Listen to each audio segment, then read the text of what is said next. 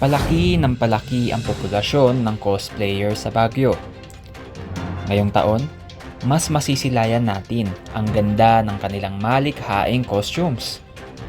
Dahil sa kauna-unahang pagkakataon, idarao sa Session Road ang Baguio Cosplay Festival ngayong October 29, 2024 sa bisa ng Cosplay Ordinance na inaprubahan ng Konseho nitong Enero. Ayon sa ordinansa na isinulat ng Vice-Alcalde, gaganapin ang nasabing pagdiriwang tuwing huling linggo na Oktubre, kasabay ng Halloween celebration. It's being practiced in other countries. So we have to do it also in the city of Baguio by way of promoting cosplays. We are also promoting tourism in the city of Baguio. Hopefully, it will be an activity that will, of course, invite the eyes of the people of the world to come in the city of Baguio.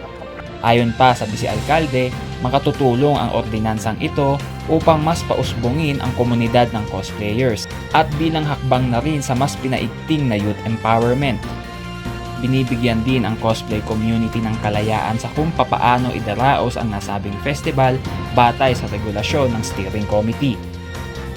They will plan among themselves. They could invite others in some other places, and I hope we could look at it in a way that it really help them.